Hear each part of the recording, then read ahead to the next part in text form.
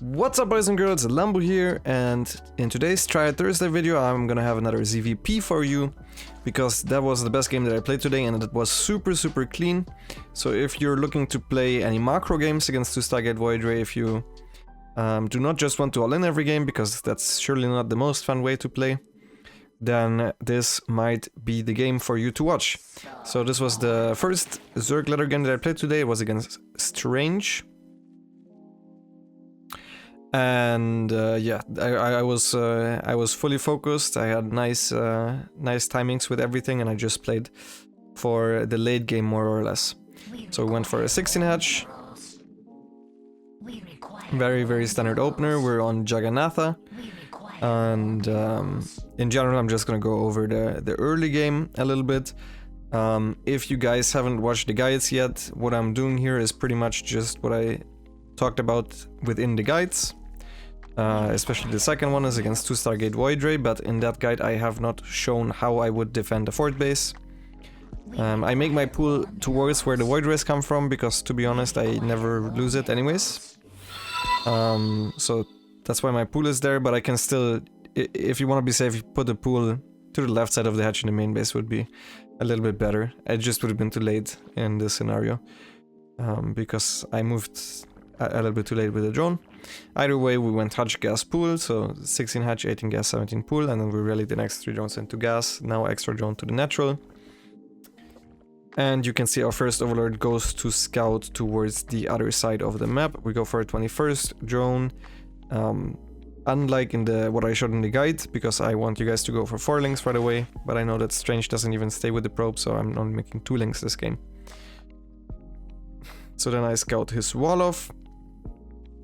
And because it's Jagannatha, and this high ground is not a safe high ground, because an adept on the high ground would spot the overlord, or in general just a unit on the high ground would spot this, and then the stalker can just kill it. I will go towards the left side with the overlord. There's 3 things you can do with this overlord. Either you go behind the gases at the Protoss Natural to check the gas timings, or 2, you go back, so you simply try to only scout with Zerglings. And 3, you do this, where I go towards the left side of the main base. If the stalker comes, so stalker would spawn already.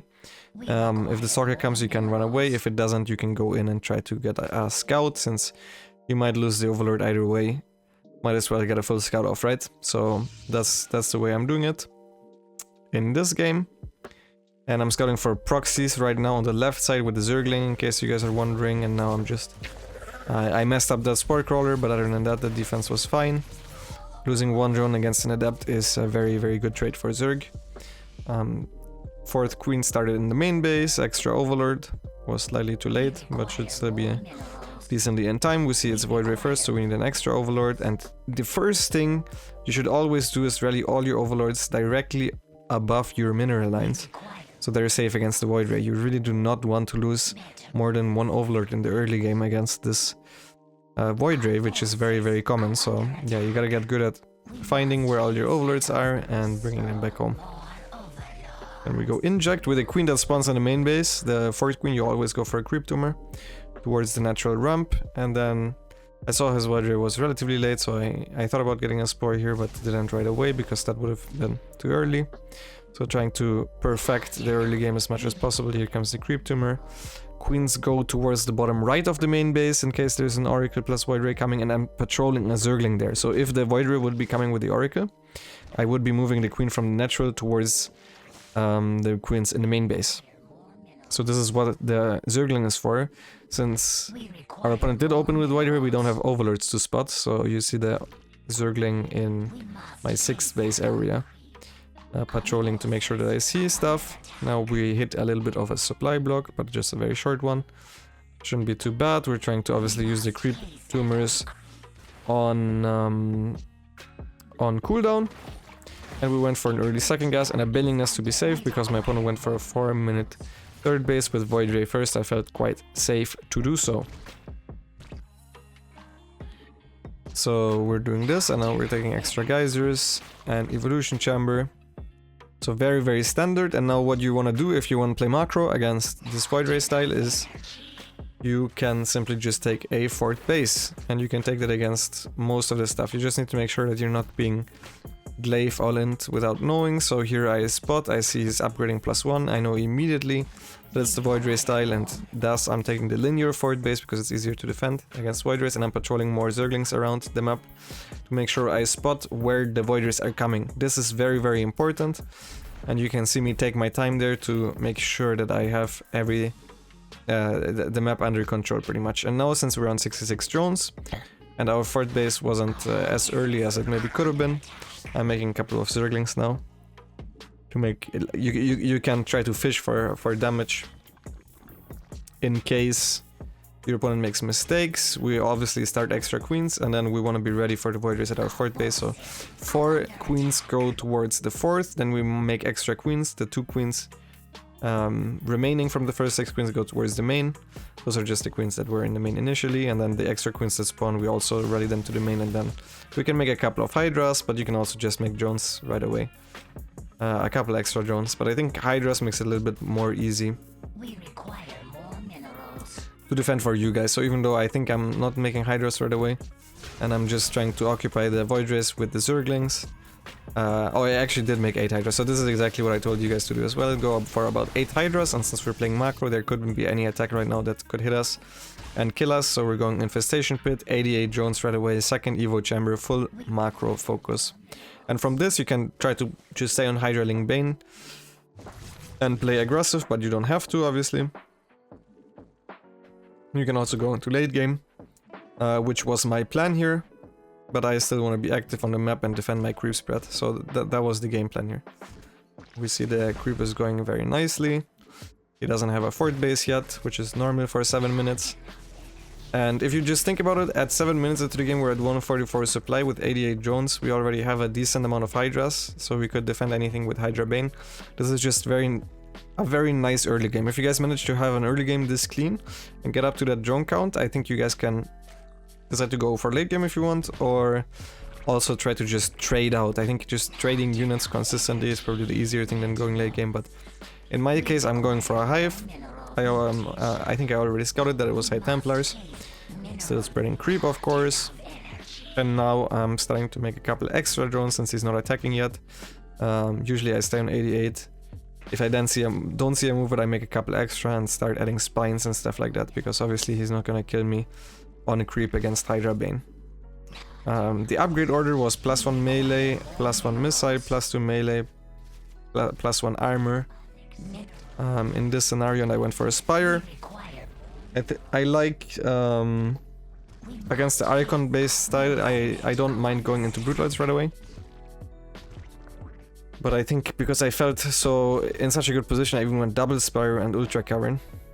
Just for the sake of it, later on we're gonna see it. And I obviously spotted this run by. You see I still have patrolling Zerglings, and I basically see the entire map.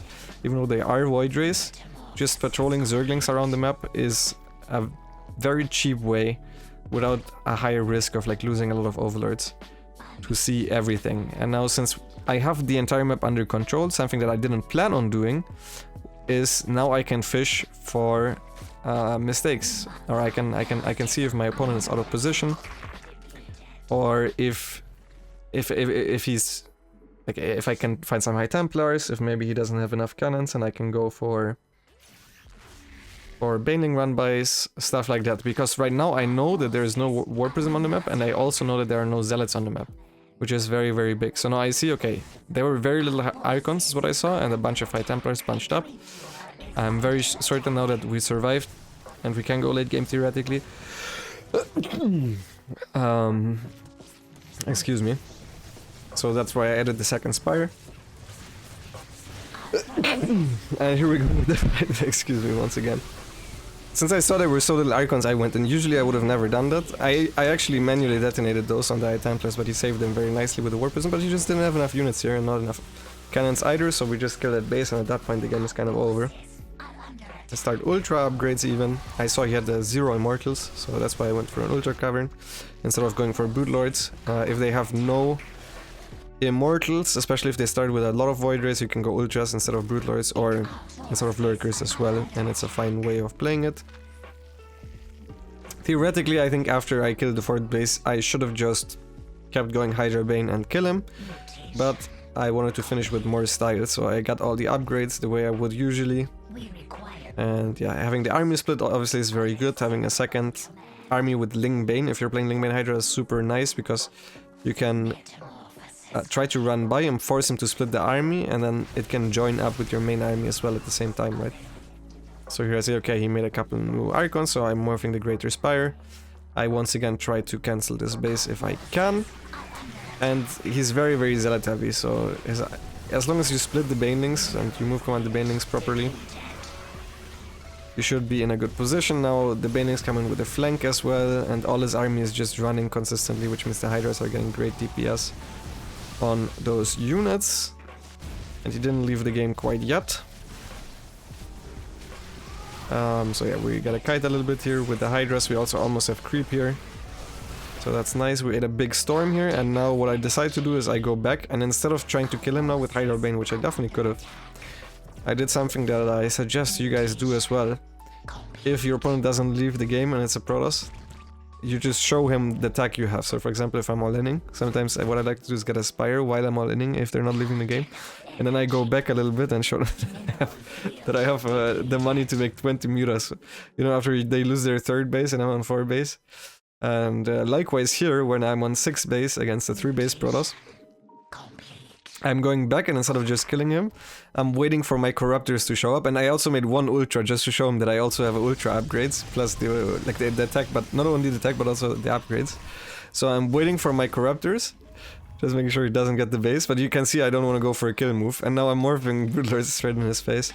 This is the kind of stuff that makes me very happy, because very often there are players on ladder that quote-unquote waste time by staying in the game for very long as if it was a tournament, which I think is fine. Fighting spirit is a nice thing to have, but sometimes there's more useful things I feel like that you can do with your time. Either way, he knows he's the Broodlords, and that's checkmate, since he doesn't have Tempest or anything like that. I'm not even sure if he had a Fleet Beacon. So yeah, that was just a super, super safe and solid Hydra Ling Bane game. The game plan is very, very simple. I get a Bane Nest to be safe, I get 66 drones, get enough queens to defend my stuff, go to 88 drones, and then get a Hive, two Evo upgrades, and then a Spire at the same time as the Hive, and then you could also go Lurker instead if you want to. That's also fine. And so Lurker into Corrupt Your Viper if you want to play late game, or you can just also stay on this Hydra Ling Bane style. I believe I went up to about 100 drones overall. So I hope you guys enjoyed this game. I will put the replay in the description. It's a very, very solid game. I was pretty happy with it. So yeah, I hope you enjoyed it, and see you guys in the next video. Bye bye.